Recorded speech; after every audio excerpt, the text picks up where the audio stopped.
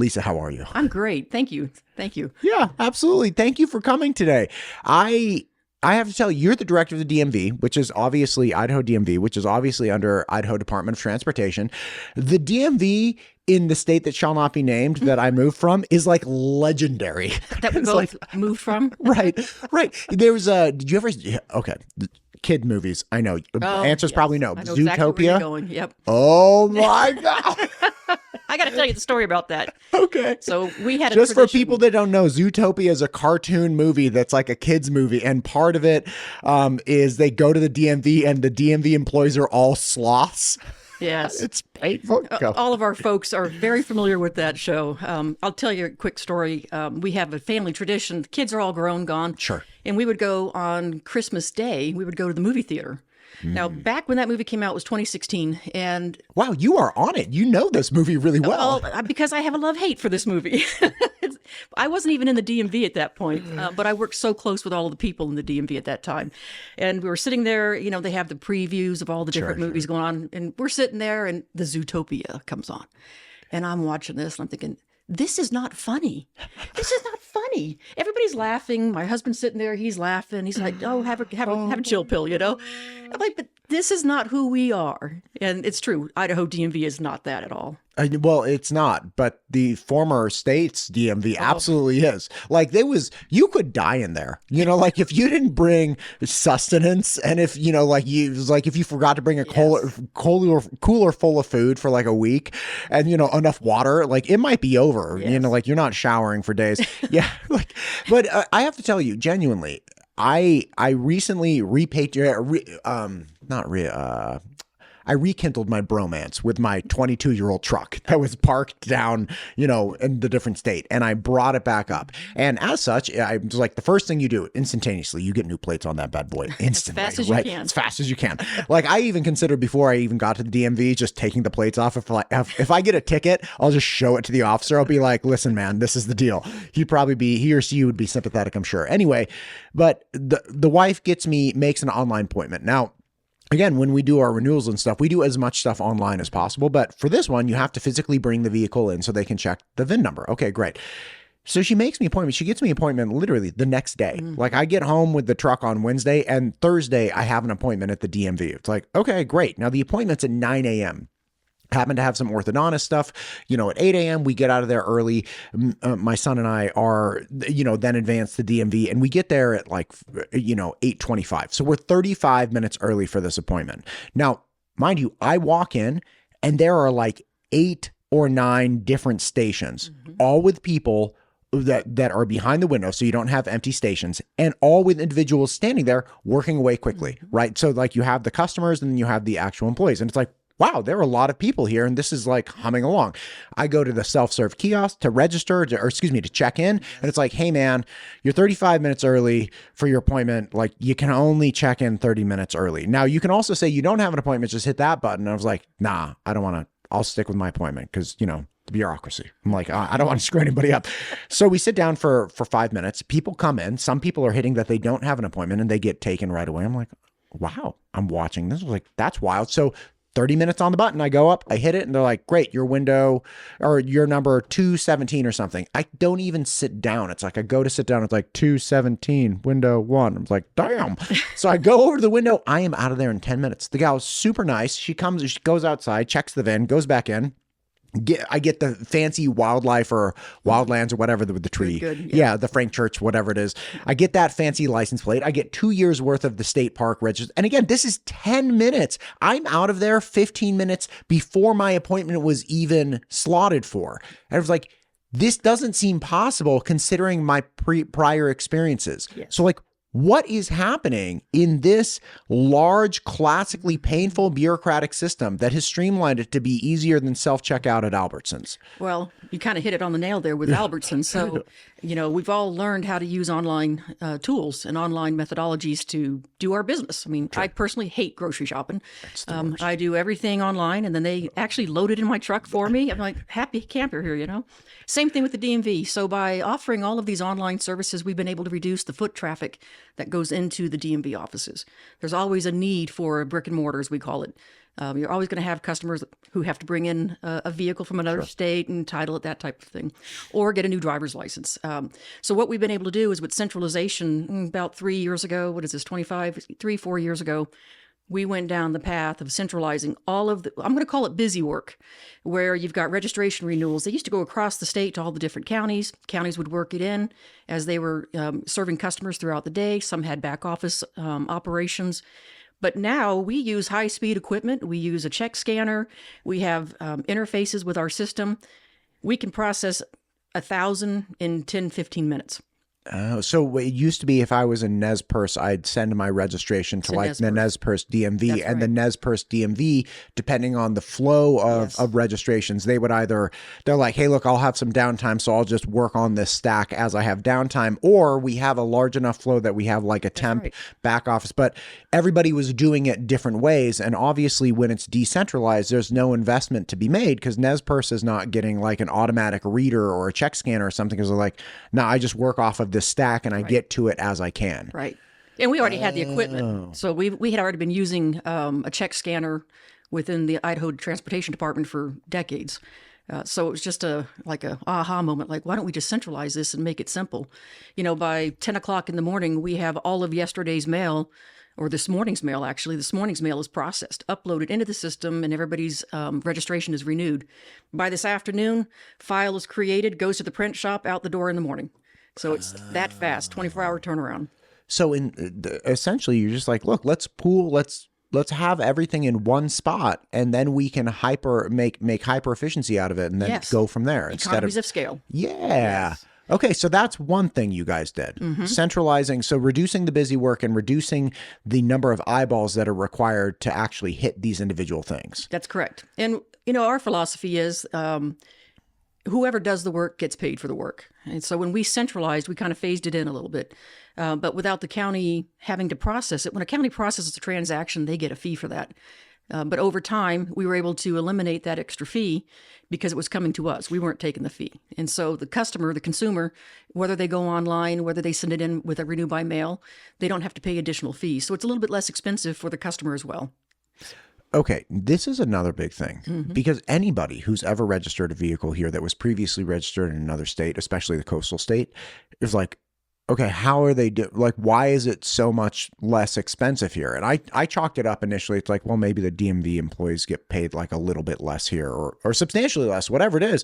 But it doesn't seem like an order of magnitude less that it turns out to be. It's like 1/10 of what it was somewhere else. So like, how does that work? Well, the majority of the fees that you pay in your registration is going to the roads. It's road use. Gotcha.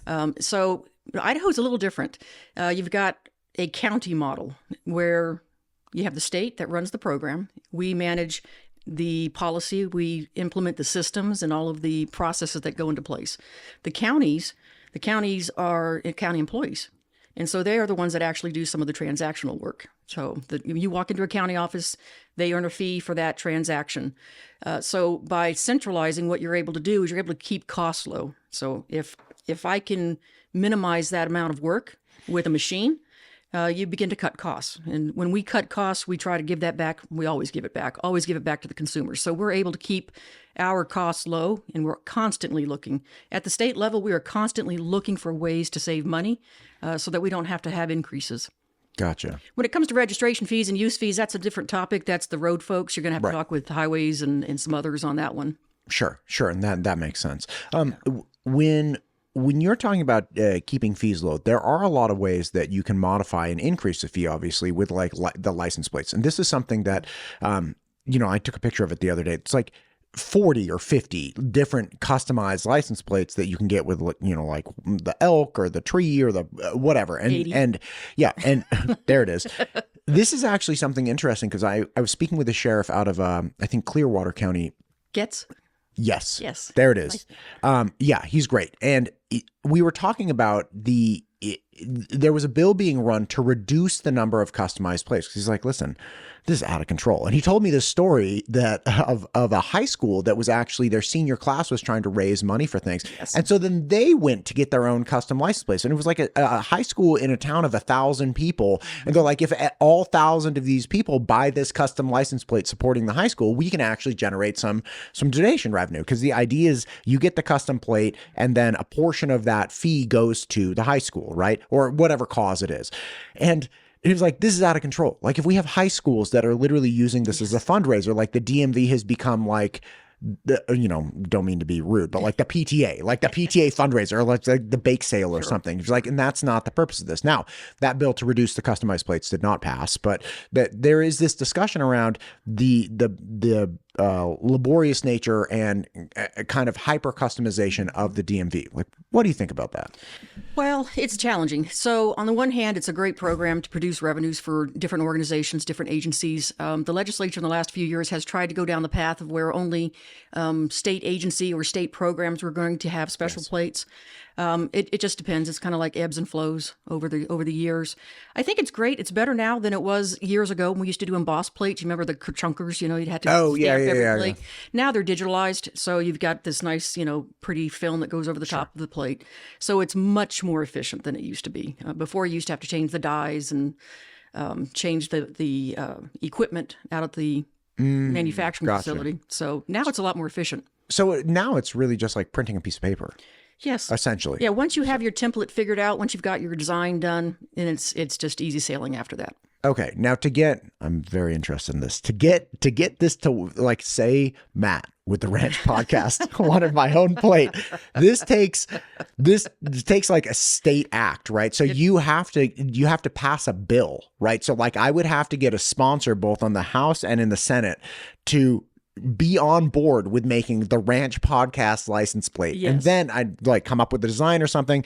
And then it has to pass what's the committee that it has to pass? Transportation. Okay. So it has to pass the transportation committee in both houses and then go to the floor in both, and then it has to pass there, and then the governor has to sign it. But if I can get through all of these things, then I can get my own license plate that then a portion of that, like my fans could buy the license plate, and then a portion of those proceeds go to like the Ranch Podcast Foundation or something. Yeah, that's a possibility. It's a possibility. Good luck. When's the last one that got passed through? Well, this last session, we had quite a few plates. We had the USS Idaho plate. We had the Don't Tread on Me redesign. That was Senator Nichols, right? Yes. Correct. Yeah, it's a nice plate. We were all pretty envious of that plate. We were trying to decide. But then we had the new potato plates come out. So you've got the solid black plate. It's a nice classic look. And then we've got the new... Well, it's new, but it's old. The white plate with the teal lettering, that's another potato plate.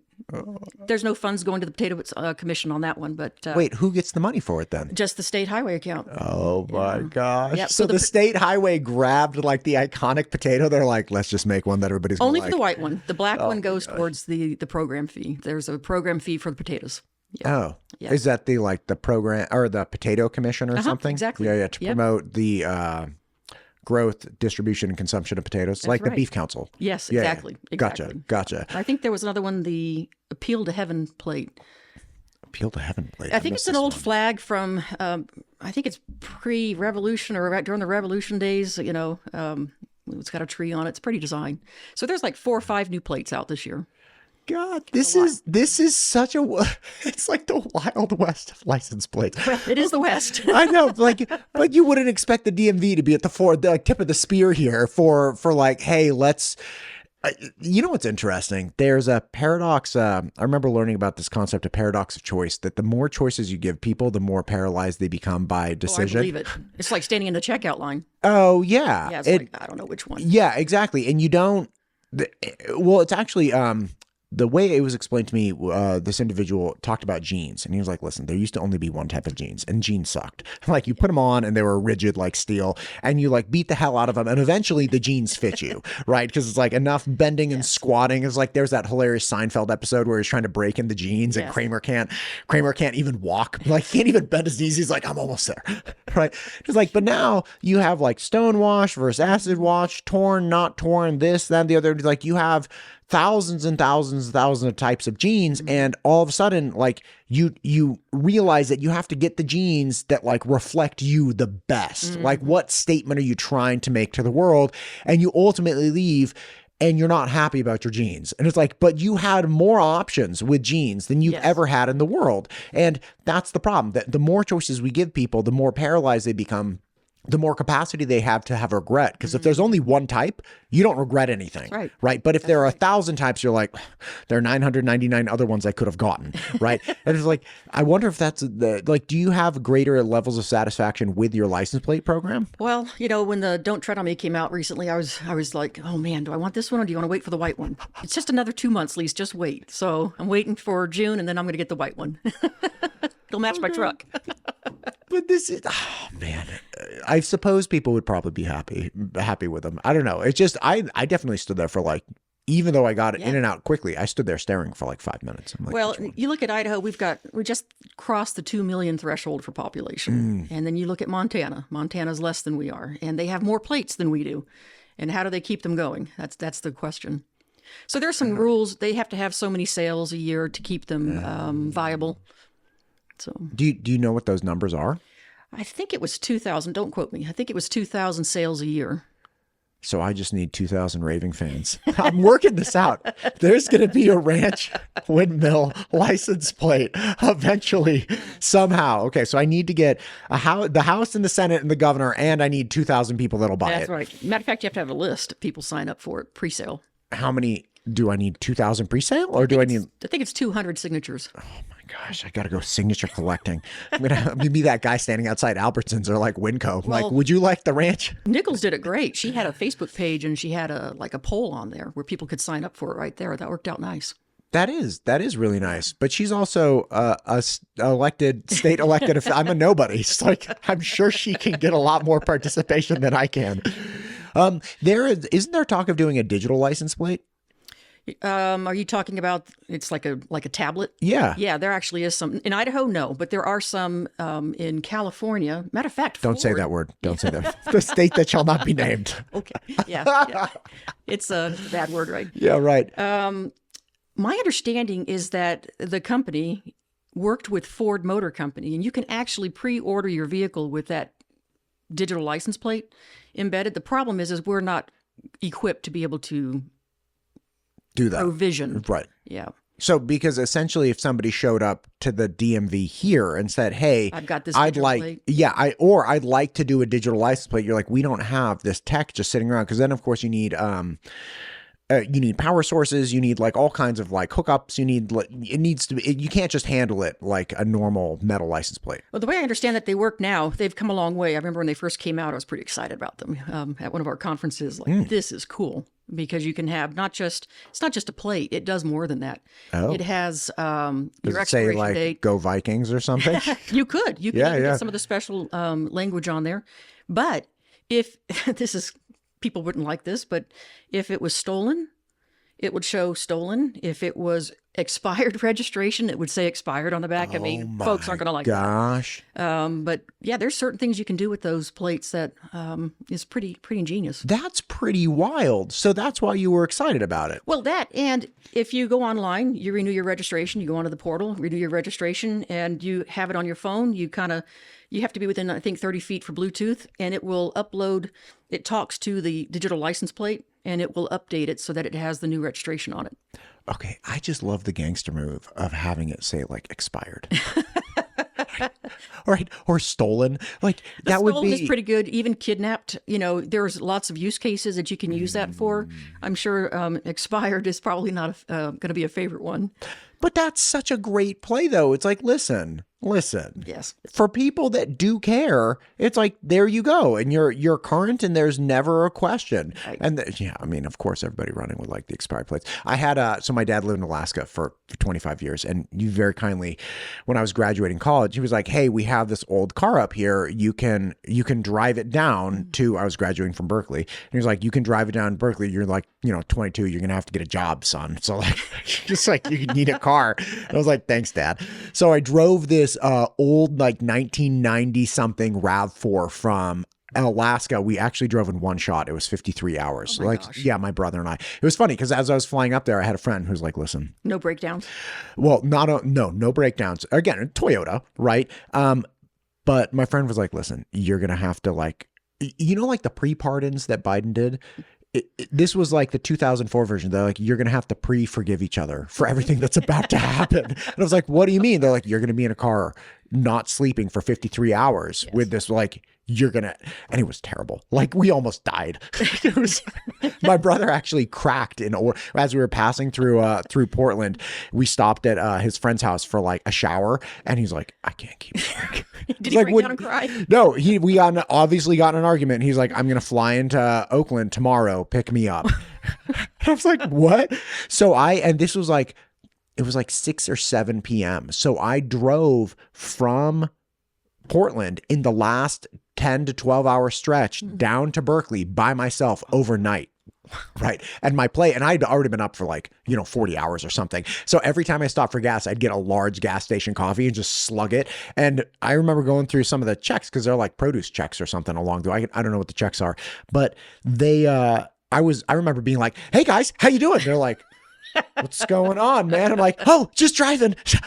I was totally cracked out. And then I hit the Bay Area at like 6:30 a.m. in rush hour traffic. Yeah. And it was like, I'd been up for 50 something hours and I was like white knuckling the steering, and it was really windy that day. I had a kayak on the roof too. So I was like sailing over into the other lanes. It was the most dangerous thing I had ever done. But I, being the sloppy 22-year-old I was, left those plates on with that registration for as long as I possibly could, because I didn't want to go to the DMV and register it. And I ultimately got pulled over by cops several times. They're like, man, you can't be you got to register these registrations are 2 years old. Like, what are you doing? Yes. Yeah, I was not. That happened to me in the state which shall not. There it is. There it is. I moved there from Florida, and I remember getting a notice in the mail after 2 or 3 months with my Florida tags on, and this notice from the DMV, hey, you got X number of days to get your registration or you're going to get fined. It was like, wow, how'd they even know I was here? Where were you born and raised, if I may ask? Long Beach. Okay. But I moved to the East Coast and lived on the East Coast until, 1989. Gotcha. I was there for the Loma Prieta. Oh, okay. I was there too. Yeah. Okay. So you moved, you born in Long Beach, you moved to the East Coast, then you moved to Florida, and then you moved back to the Bay Area? Mm-hmm. Oh, okay. And then when did you move here? 2004. Oh. 2004. Yeah. Man, you and I were like, where were you living in the Bay Area? Well, I lived in just outside of Lodi, Woodbridge. Oh, yeah, yeah. So that's where I ended up after the Bay Area for a short stint, and then down into Manteca. Oh, Manteca. Nice. That probably rings a bell to you. Yeah, yeah. I actually had a student from Manteca. Oh, yeah, we had meet in Pleasanton. We'd meet at I don't know, Barnes & Noble or something. He was a break guy. He ended up going to Yale. Wow. Adam did well for himself. That's good. Yeah, it's a good time. I was trying to explain to somebody the transient nature of California, because there's a real culture in Idaho that Mayor Chadwick from Star, mm-hmm. he came on, I think it was last year, and was talking about sending out this PSA for duck hunting season. He's like, listen, you can still shoot within the city limits. And every year, bird season comes around and people freak out because all of a sudden it's like they see people walking around with shotguns. They see, they hear gunfire, they hear all this stuff. And his articulation was like, this is our culture. Mm-hmm. This is not like a sleight of hand. This is not a weird ordinance that got put into place. He's like, this is what Idaho is and has been. And you need to understand that if you're going to move here. And I thought that was not only amazing, but very fair and very cool. That he's like, listen, this is the culture, right? It's not just randomness. This is who we are. And there is a real lack of that, I think, in the former state. Mm-hmm. Because you have so many people moving in and out, there is no fifth generation, Californian that I had ever met. It's lost its identity. Right. It has no identity. And because you have so many people moving, not for the culture there or the benefits that the community brings, like nobody moves there because they're like, oh my gosh, the parks are so great. Nobody moves there because they're like, oh my gosh, these schools are so incredible. People move there because they're like, hey, I can make a boatload of money. And you have this transactional relationship with the community that you're within, and you make money and you move out. And that leaves this real malleable sentiment to each of the communities, which is like, hey, this community doesn't really have a grounding. Like, did you experience that even back in the 90s as well? Well, I went there, I was young, I was a kid. Sure. I went there for love. God help you. God bless you. Biggest mistake, but the best thing that ever happened, we knew. You're not a mad person for chasing love. Oh, no. Like, it rarely works, but. A true statement.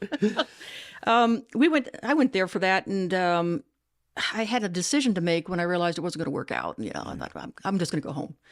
And I remember driving down 99, heading down south, and I thought, no, I want to do this. This is fun. I want to try this. I've always wanted to try it here. Back then, you could see the Sierras and you could see the Altamont. There was no smog. It was beautiful. But it didn't take too long to realize that who I wasn't aligned with that state. So when we made the decision to come here, it was like home. I can't imagine living anywhere else, to be honest with you. Yeah. Love Idaho. It is, every day is a blessing, man. It is. I had living in my former life there, we had to find like, I have no aspirations to like big fancy things. So like we had to find home. It was a small home, but as everybody has, right? And when people talk about old homes here, it's really funny because they're like, it's really old. It was built in the 90s. It's like, if it was built with a 19, then that's fine. But so we had a small house and we had a small property, and there was this hill in the backyard, a cut and fill lot. And my boys, we had to get them contractor grade shovels because all they wanted to do, I have 3 boys, all they wanted to do is dig in the dirt. And it's like people would get them like the little kid shovels. I'm like, that's not going to last a week. Yeah. Just like, so we have these like real robust shovels. Moving here, we moved into a newer subdivision that did not have, it was not a cut and fill lot, and it was, landscaped, and there was no place for them to really get after it. And we've recently relocated, only about a mile or 2 away, but it's this big open like hobby farm, right? So it's like we have acreage. It's like, hey man, you want to dig a hole to China? Go dig a hole to China. Like, get after it. It's like got this little John Deere riding lawnmower, and it's, yeah, talk about feeling at home, like loving it here. My boys are living the best life they could ever imagine in any state, in any way. Like, this is it, man. And it's having the capacity to do that here is just so beautiful. Yes. And the community around it is really nice. I mean, I remember in Idaho, when we first moved up here in Idaho, and told us and said, you guys were already Idahoans, you just didn't know it. Who told you that? I don't remember. We were at the bank, and a customer had given us a hard time when they saw the plates on the car, Sure. And some other customer came up to us. They felt sorry for us for being picked on, I think. And they said, no. You were Idahoans. You just didn't know it. That's beautiful. But it's the truth. It's exactly what it was. I haven't met that many native Idahoans that are not, that have ever given me a hard time. Most native Idahoans I meet are super beautiful, wonderful people. The loudest, craziest people about transplants, I find, are transplants themselves. like has that been your experience, or is it kind of a mix? I don't know. Like you said, the state that shall not be mentioned, everybody learns that pretty quick. I think the realtors tell people that when they move up here as well, get your plates changed as quickly as possible, all that. I don't know. I mean, you meet good and bad people regardless of where they're from. Yeah. Truer statement never been made. Yep. Yeah, 100%. Talk to me about digital driver's licenses. Oh, yeah. Because again, the license plates are one thing. Yeah. I think that's a gangster idea, by the way. I think it's cool. But the digital driver's licenses, this one actually gave me pause, because like, okay, I understand, and you can probably do similar things like to what you can do with the plate. But there's a concern I have with presenting my cell phone to any law enforcement officer. Now, I absolutely back the blue. Like I have the sheriffs and chiefs on all the time. Like I am not the type of person who thinks that law enforcement is like these terrible people. To be clear, But I also recognize that there's an aspect of presenting your phone to somebody that they then get to inspect. Like there's legislation out about this, that it's like, that's your private, like that's private. It's analogous to pleading the fifth, like self-incrimination, right? The court system views your phone and the innards of that phone in a completely different way than they view just like handing a card. So what would be the nature of having a digital driver's license where you actually have to present your phone to somebody for them to inspect? There's so much there. There's so a lot. much there I could talk through. Take your time. First thing is, we're human, so we fear what we don't understand. And I'll be one of the first ones to admit, when I first learned of MDL back in 2018, I was like, whoa, I don't know about this, you know. MDL is what we call mobile driver license. Mobile driver's license. Okay, so that's the digital driver's license. Yep. Okay, yep, great. on your phone. Great. It's not a flash pass where you take a picture of your driver license and you show that. That's not mobile driver license at all. But again, Idahoan at heart here, privacy is utmost. Yes. And it is still utmost and will always be utmost for any of us. So I was kind of leery of it, and I thought, okay, I need to educate myself on this, and I actually got involved with it quite a bit, mostly to make sure that I understood the pieces and parts of it. Mobile driver license. It's basically a digital credential that is provisioned to your device. It can be a cell phone. It could be a tablet. You can have more than one on a device. So say if you've got children or whatever it might be. It is locked down in its own compartment. What people think is that it's big government, they can see everything. That's not the case. It's not the case. That's what I thought too, and which is why I wanted to know more about it, because if that was the case, I was going to do whatever I could to keep this from, coming in. But it's not that. It's not that at all. As a matter of fact, I have completely flipped on my thoughts about it. My positivity around MDL digital ID is only around the aspect of protecting people's identity and securing it better than what's in your wallet. You walk out, you drop your wallet, guess what? Your whole life is gone. It's true. So with the digital ID, however, there's multiple layers to get into that. First off, most of us use a password to get into our phone. I personally like biometrics because it was easy. Typing in a code, no biggie. I have 2 or 3 layers. When we provision we don't have this in Idaho, but when a DMV provisions it, you have to authenticate that human, that individual, before you give them any information. They have to go through a series of steps that only that person knows.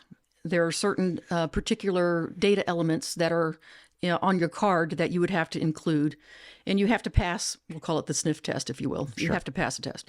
Once the DMV has validated that this person is them and legitimately them, then they provision that license credential to that device.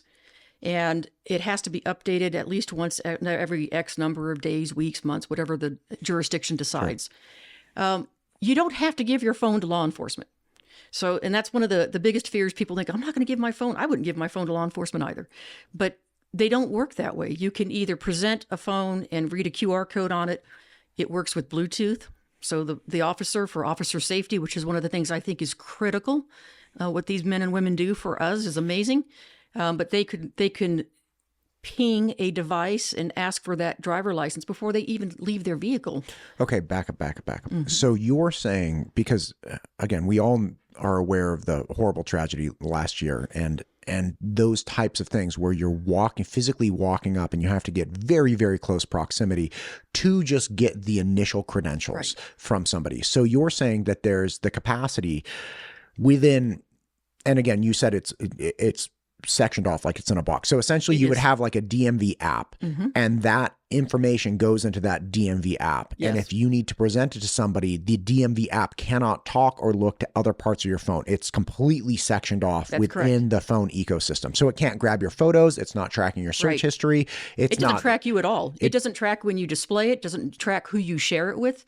Doesn't track location. No, it doesn't do any of that. So the DMV app then is effectively like, I have this little piece of information and my sole job is to present this information either physically on the screen or allowed to be picked up Bluetooth by another like officer DMV app. And the key is you as the card holder have 100% control over who you decide to give the information and what information.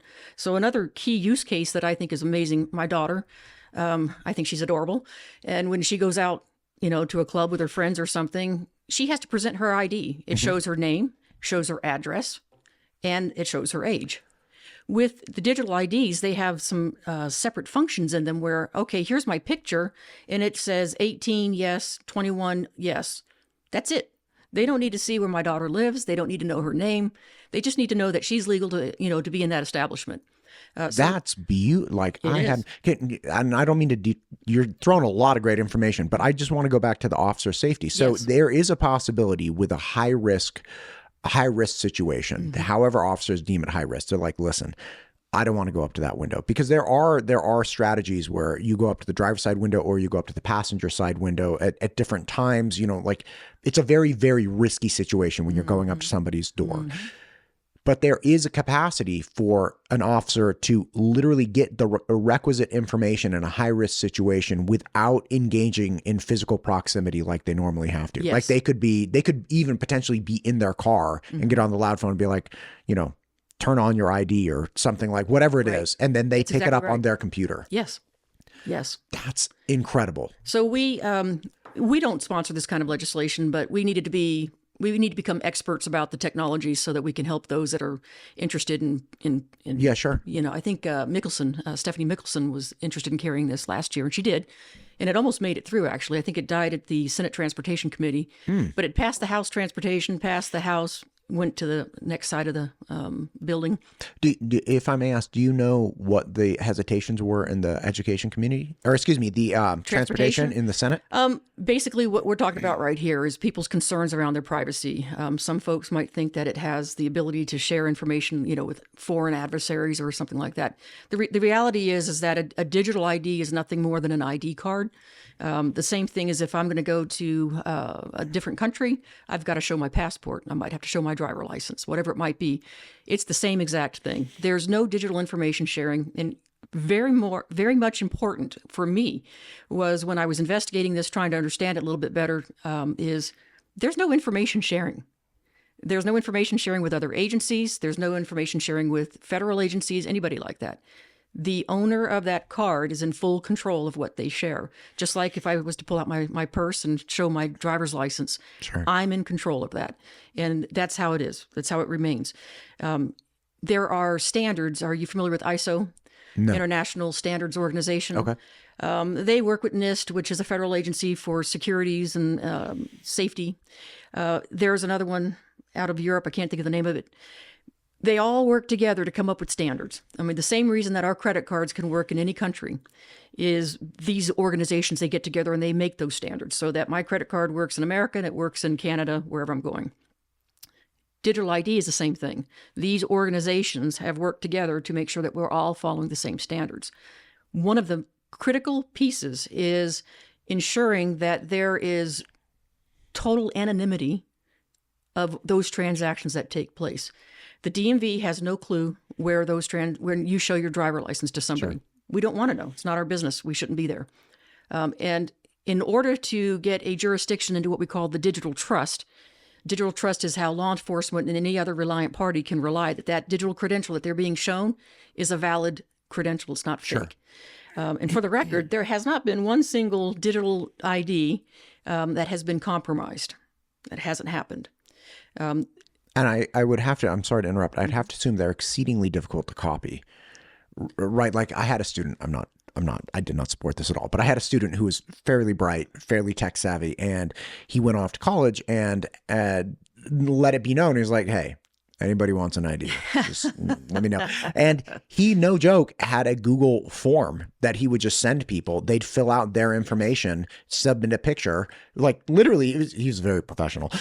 And then all of a sudden, like a week later, your ID would pop up. Paid for college. Right. Like and again, not supporting this individual's actions, but he was very adept at doing this. And it blew me away. It's like, this can't be that easy. This is why the digital trust is important. Yes. So you've got private keys, which live in the jurisdiction, and maybe one or two humans in the world know those private keys. And then you have a public key, and it goes into what we'll call, AMVA is the organization, but there's a trust service. Right now, there are seven or eight states that have their keys in the digital trust. And then they share those public keys with reliant parties. So law enforcement, banks, whomever might need it. Sure.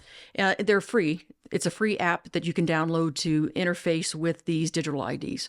But without those two pairs of keys, those security keys, it's useless. You can't validate. You will know that it is not a legitimate credential at that point.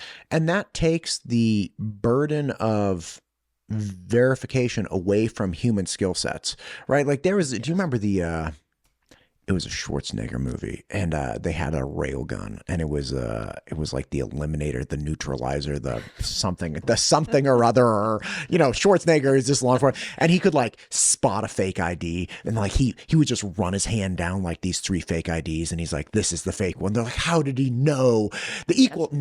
Was it the Equalizer? Yeah. That sounds familiar. There we go. And they had the sweet railgun that had like the blue circles. Anyway, and they're like, no machine in the world could spot it, but he can spot it. He was like, like the savant, right? And you have the same problem with when you're training people at bars, right? Like you would have, even if you had a bouncer working in good faith that missed somebody's fake ID, the establishment is at risk if law enforcement comes in and they're like, you're 17, right? So you take the burden of training and like hyper capacity to identify fake IDs away from, or mistakes away from, the actual door, right? It's like, no. It's not even your job. Just make sure people don't get rowdy. All you have to do is scan this thing now, and you don't even care. Like the burden's not on you. The burden's on this. Yes, correct. It's even simpler than that. They just have to show it in some places. Yeah. Some states actually have laws where they have to track who's in their establishment, that kind of thing. The devices do have a log, but only you as the device holder has access to it. Oh. There's no transmission. None of that occurs. It's completely anonymous to everyone. We can't see it.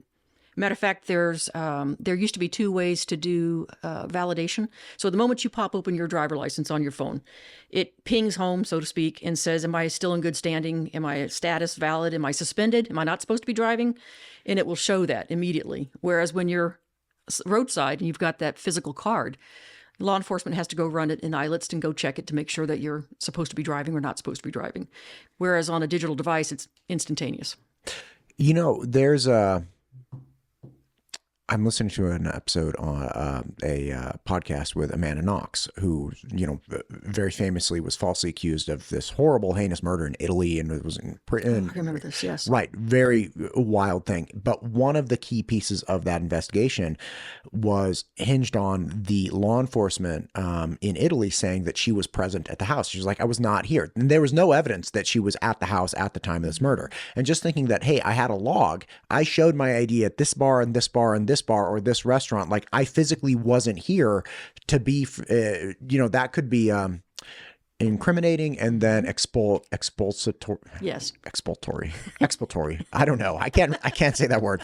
But anyway, the point is that that's essentially verifies an alibi, which is like, no. I was at this location at this time showing this ID to this person. And like, this is where I was last night. Do you fly a lot? Yeah, not a ton, but yes. Yeah. Do you use the paper ticket to go on the plane, or do you use the app? Exactly. I actually do. The wife actually very frequently. She's great. She registers me like 23 hours and 59 minutes from it's just like right at the time. And then I just take a screenshot. Of the QR code. Yeah. And then just use that. Add it to your wallet. Yeah. And that's the cool thing about these is some of them, these have the ability to do far more than just be a digital ID. Right.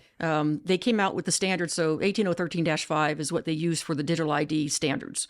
18013-7, an ISO standard, talks about how you can use that for online. When my father passed away, I did the escrow. I never left the state. I had to send them a photocopy of my driver license in the mail, send it off to Florida. And then when I had that Zoom call with the escrow agent, she validated that that's me. I, showed her my driver license on the screen. But with digital ID, what they just finished completing is the standards on how to use it for online. So rental car companies can validate that your driver license is valid at the time of hire and also at the time when you show up, because they can ask you to revalidate. You can do bank loans. You can validate your identity. This is where I get excited about digital ID. I recognize both sides of the fence, and I'm glad I'm in the position I'm in. I don't have to make that choice and make that decision. But what it does for our identity protection, it surpasses anything we have to date.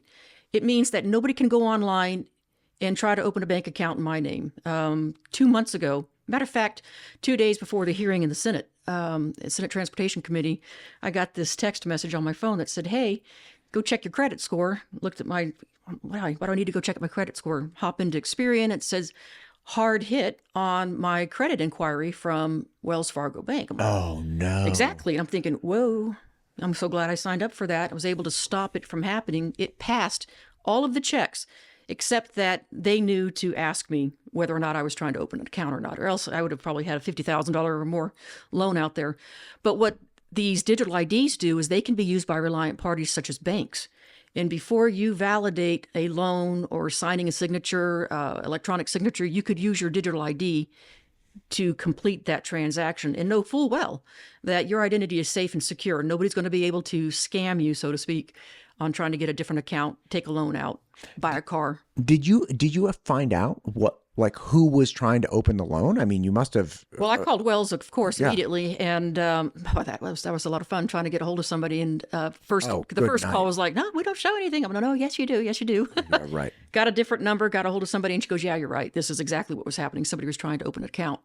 The next day, I got another text from a different organization out of Illinois. Could never get a hold of those guys, but was able to nip it in the bud. Yeah, just you turn your inquiries off on your credit accounts so that nobody can ping you. But did they? Do these people have like your social security? Were you part of a data breach or something? I'd be surprised if there wasn't a human alive that hasn't done some form of business transaction whose information is not out on the dark web. I mean, okay. In the beginning when this all started, I was like, oh my gosh, what are we going to do? How do you protect yourself? Years ago. Now it happens so much. I mean, I get a notice once a month, it seems like, that here's a data breach at this place, a data breach here. Oh, no. Yeah. And so that's why years ago, about 9 years ago, I actually signed up for these credit reporting places just to be able to monitor that kind of stuff. But I mean, it happens. It happens all the time. It's the new standard, but digital ID has a way of combating that, and that's why I get a little excited about it. Is I know people who have lost lots of money because of these types of scams. Digital ID could have been a prevention for that. Gosh, you make a really compelling case. I had no idea, obviously, about any of this, and it seems counterintuitive that with the greater integration of technology, that more of your private information online would be the solution. But that's what it appears that you're saying, which is, look, if we all just stick with card IDs forever, then we'll be able to fib and mess around with the online world much more effectively. Yes. Because we're reliant on this little thing that, again, doesn't exist there, and we can't modify or track or anything not track, but right. but verify in the same way. So that's really the solution, which is, look, because so much is happening online, because we allow so much to happen online, we have to have a robust, safe digital verification, essentially, mechanism in place, which is the digital ID. And there's nothing safer right now. There is nothing safer out there than this. Now, people get fearful, especially, there's certain demographics that are going to be a little fearful of technology. And that's why all the jurisdictions. Like older people, or what demographics are fearful of technology? Well, you've got folks that just aren't tech savvy. Folks that are, let's say, off grid kind of folks that don't want to deal with this. And I get it. I do my transactions for my father-in-law and help him when he needs help on stuff. But do you ever want to go off grid? Do you ever want to live off grid? There was a time when I thought it'd be kind of cool. Now, no, it looks like too much work. It seems like a lot of work to me. It seems like I got a domestic well though now, which I'm very excited about. It's like, okay, so I got water and I got to get, is that the thing? It's like 150 feet down. It's like, well, you're not pumping it. And then, you get like a rope and a thing, a bucket, essentially like that. Yeah, that's going to be great. And it's like, okay, but maybe I could get solar to run the pump or something like that. But then you still got to deal with the heat. It's like, well, maybe I could get like propane and like a big fireplace or something. Go get a bicycle wheel set attached to it. Get your kids on it. Oh my gosh, my mom says, yeah. Anyway, okay, forget the off grid. But you're still gonna have folks that are uncomfortable with it, sure. and that's fine. And that's why all the jurisdictions still require that physical card is still with the person. Gotcha. That way, if they don't want to use it, it's great. And I think that's what the bill this last year was that Stephanie McClellan was carrying, was it's optional, and it should be optional. It shouldn't be a mandate or a forced requirement for customers and people to have a digital ID. Totally agree. I think it should be for folks that want to use it, people that are comfortable with it. Those that aren't, by all means, use the hard card. Yeah. Yeah, that makes perfect sense. So bottom line is, in this world of online commerce and just essentially life, online life, having this would be a great security for people. It would be. It also opens the door for new ways to serve customers. So from the DMV's perspective, there's a little bit of a selfishness to it, I guess. Maybe that's the best way to put it. But can you imagine a day, there's a state, Arizona does this now, where they use digital IDs to be able to do title transactions between individuals. We already today have the ability to go into a dealership and do your title work and your registration work with the dealer, all interface. You never have to step foot into a DMV to do that. But at some point in the future, when you can truly validate that human on the other end of the transaction is who they say they are, there's no reason that you couldn't do title transactions, title transfers between them. So I could sell you my truck, you could sell me your pickup, and we'd never once have to step foot into the DMV. That's great. I'm not a big fan of trading in cars. When I get I'm getting a different vehicle, I always sell it privately. It's like off of Craigslist, which is the sketchiest marketplace ever. Right? But this is a thing where it's like, you got to go through a bunch of paperwork and you got to get the physical title. And then, if you have a buyer and you're like, oh shoot, like I got to get this thing and it's going to take a week. And then they, like it's a whole big snafu. But if it's literally just like on our phones, instantaneous, that would be wonderful. Yeah. So if we're standing there, we would literally do the transaction with each other standing here. So, I pull up your vehicle, you get a ping that says, yes, I'm selling it to this person. And then you say yes, and it comes back to me, and I say, yes, I'm buying it, and here's the odometer. Right. It goes back to you. You sign off on it, and next thing you know, it's in my name. God, that's great. Yes. That's great. And then you have less paperwork to shuffle through in the centralized location. That's correct. I had no idea so much went into the DMV. Oh, there's so much more.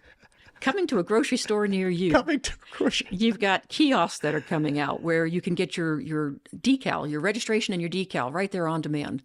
So we're getting real close. We're probably about 2 weeks out from signing a contract for it, where they're going to go out into grocery stores across the state, and you could just walk in. As long as the grocery store is open, our 24/7 DMV portal's open, and you can do your transaction right there, walk out, put it on your car, take off. That's great. Are you like partnering with Redbox or something?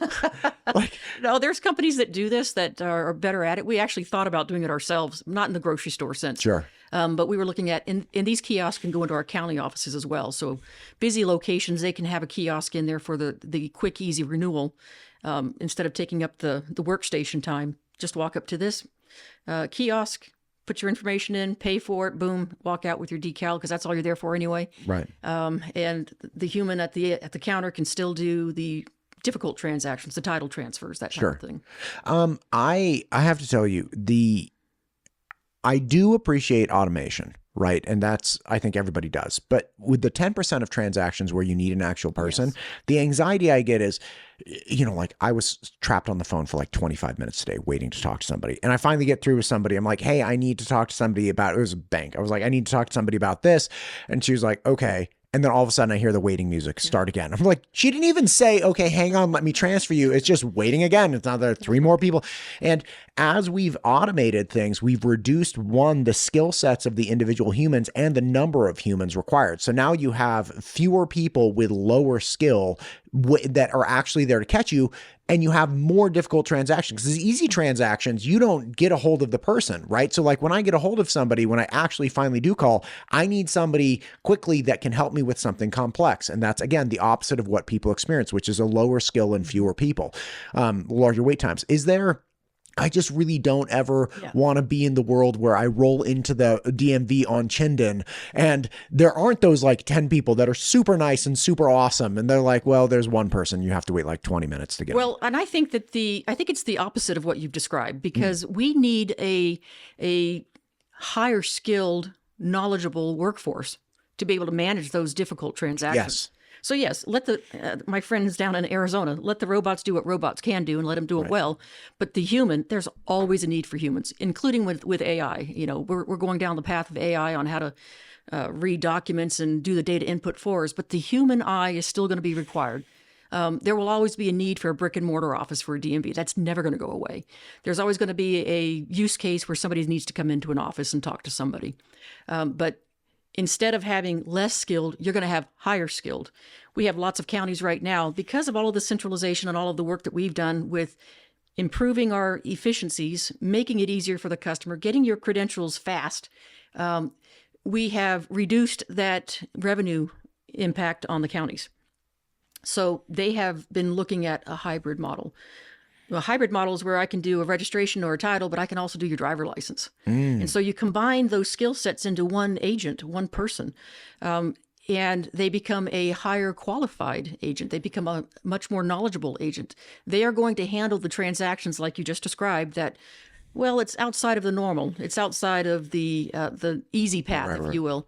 So I think that we would see an opposite of that. We're going to see a higher skilled workforce. We're going to see a higher paid workforce, including that, in that they need to be compensated for the work and the effort and the knowledge and the skills that they come in. And when you say higher paid workforce, I think everybody's ears perk up. Well, that'd be great. Well, it's needed. It's needed. Right. Idaho's been behind for a long, long time on wages, but our county staff, they are very good at their jobs. They're very knowledgeable. They are so friendly. We just had a customer service survey that was conducted back in February. We wanted to make sure that the strategic decisions that we're making at ITD, that we are meeting the needs of Idahoans. Are we going down the path that they want us? I can read data all day long. I'm a data nerd, love it. And the data is telling me that we're doing the right thing. Prior to 2018, we were lucky to see 250,000 transactions done online. We hit 1.7 million last year. And that's clearly telling us we're doing the right thing. But I wanted to hear from the consumer. I wanted to hear from the customer. What do you want us to do? And they all, the results were just mind-blowing. It affirms what we are doing, adding more online. We're looking at doing virtual appointments online. We're going to expand that into the driver license realm. We're beginning to, we're doing a beta test right now with Idaho Department of Corrections. We worked with them a few years ago to have, when prisoners are about to get released, they get an ID card. It reduces the recidivism. Sure. Helps them get a job. I think it's a great program. And so we put equipment in about 5 or 6 locations across the state. Well, that's cumbersome, and they have a turnover rate, so that means constant training of people. We thought, how can we do this better and with less equipment? And so we're deploying tablets, and where they will do a remote transaction with us. And then we, at headquarters, we will process those ID cards for them. So now I don't have to train Department of Corrections folks on how to do this one little very narrow sliver of DMV work. I just need to go take somebody's picture. I need you to get them to fill out the application and upload those documents. We'll take on the rest. But God, that's great. I actually have Director Bree Derrick coming in on Just Friday. Met her. Yeah, Just met her. I've chatted with her on the phone. I'm a lovely person, very excited about the conversation. But it's things like that where it's, okay, look, if we as taxpayers and a very, very fiscally conservative state want to pay the fewest number of dollars in the area of Department of Corrections, then we're going to have to figure out how to get people functioning as quickly as possible and decrease the probability of recidivism as quickly as possible, and little things like that where it's like, okay, I know exactly what I have the documentation required, like I can get this job, I don't have to come back, whatever it might be. And the Department of Corrections has come under criticism in a number of areas for engaging in workforce programs and whatnot while people are still incarcerated. And again, I'm very excited to talk to her about it, to understand more of, okay, how is this, like, this is what it looks like from the outside, but what is actually going, like, what's the actual benefit that we're getting as Idahoans from like the back end of this that we don't really see. But it's all part of that, which is, look, you got to get the information and the required pieces of the puzzle to the people as quickly as possible, or they're just going to fall back into, I don't have anything to offer, I need to make rent, I fall back into crime. That's right. That's right. And they're great to work with. Again, they're like a beta test for us. We're going to try this out. We're going to work out all the kinks, make sure that we can expand this and augment it on a larger scale. Where when we tried it with vehicle registration, we launched a virtual appointments where customers can do Register, yeah. I can see you on the screen, and you can see me, et cetera, and do your registration. Well, that's not the right use case. It didn't do well. We did maybe 100 transactions a month that way. It was great, good trial. It wasn't a failure. It was a success because we learned what works, what doesn't work, and what we need to think about for the future. Looking at other softwares, solutions that can make it simpler for us and have on demand instead of an appointment. I think we have I think the Idaho DMV has room for both. You have an appointment system, but you also have an on-demand system. You talked about when you walked over into the motor vehicle office here in town, you had folks just walk in. One of the things that they recently did for us is they're doing real ID issuance at a motor vehicle office.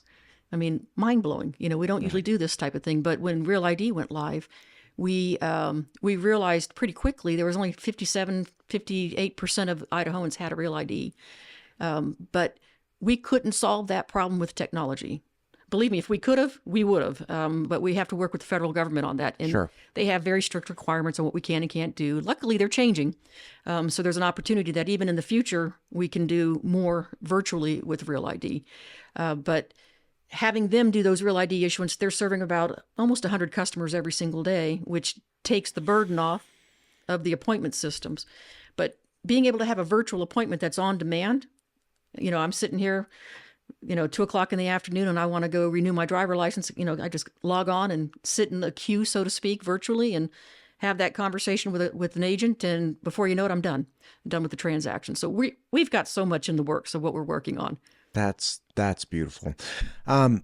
Lisa, this has been such a pleasure. Like, I had no idea that the DMV was doing all this stuff. And again, I just, as a user on the back end, I'm like, wow, this is really working differently than I had anticipated. So to hear it's not a surprise now, understanding of like, oh no, like these are all things and this is why we're at this place we are. It's fantastic. It's another one of those things where at some point people have to acknowledge that there are aspects of government bureaucracies that are running well, right? Another one to give a plug to the Secretary of State's office. Yes. I did an assumed business name in like 5 minutes. Like I registered a business with the state of Idaho, like boom, instantaneously. I did a nonprofit last year, almost instantaneous. Like, wow, somebody's really putting effort into streamlining all of this. And I did have a question at one point. I was able to call somebody picked up, hadn't answered my question. It was like, boom, moving on. So it's, again, there are aspects of this state that I'm constantly impressed with, where it's like, wow, people are really thinking through this stuff. It's not just obligatory, like I'm going to go to work and just check the box. It's like, no, how can we make this better? And of course, that leads to, fiscal responsibility. It leads to financial savings. It leads to a better consumer experience when dealing with the Idaho government. Somebody asked me a while back, I won't name the names. Don't name the names. How is it that DMV is able to do this? And my answer is, and will always be sure that you have passionate people. I can tell you the people that work at the DMV, whether it's ITD or at the county, my management team, our direct teams that are working with customers, they are passionate about what they do. They get excited on trying to serve the customer. How do we do things better? But having that, as well as having a strong support within your hierarchy, our executive leadership team, 1,000% supporters, our board supporters, we are all in alignment on trying to serve the customer. That's important. I'm thankful and grateful that you gave us an opportunity to share that story, because I think Idahoans do need to know that you have government agencies that are doing the best that they can to serve our customers well. Oh, absolutely. And again, I have a lot more questions, but it's like, well, but we can put a pin in it because we've done a lot already today. But again, just a teaser, obviously, is that identification. When I was doing election stuff last year, I was doing a ton of podcasts with Secretary of State Phil McGrain and helping people understand the security of the Idaho election system. And people's criticism always came back to, but people that are not citizens can still get driver's licenses. And say you're here on an H-2A worker program. You're legally here, and you can get a driver's license. Yeah, that's true. But that's distinct from identifying you as a U.S. citizen. And the question came down to, okay, well, who controls this? So we're like, well, it's ITD actually. So ITD is at the center, and in the issuing body of these identifications is at the center of verifying citizenship as you distribute these identifications that then can or cannot be used to register to vote in the state of Idaho. So these are like broader questions that, again, I'd like to dive into more at a later point, because we've covered a lot of things. But this is at the heart of what people worry about in other states, which is, can people that are not supposed to register to vote in the state of Idaho? And the answer at this point is like, no, man. It's like the number of checks and balances here in multiple different departments, all centered around the same thing, including the executive. I mean, obviously, even as high as the governor's office, he issued the executive order last year that it's like, look, only Idahoans can vote. That's right. Like, you're not getting people that are outside Idaho that are registered in different states to vote, and you're certainly not getting non-citizens to be able to vote. And all of the departments are working to that end. That's true. Secretary of State uses the same system that we use, SAVE, which validates folks' lawful presence in the United States. So we've worked with them a couple of times on just making sure that the data are accurate, and they've done a great job with that. And they've reached out to SAVE and set up their accounts to be able to run these identities to make sure that they're valid, and it's turned out really good. That's awesome. Director, thank you for coming in. I appreciate you. Let's do it again. Thank you so much.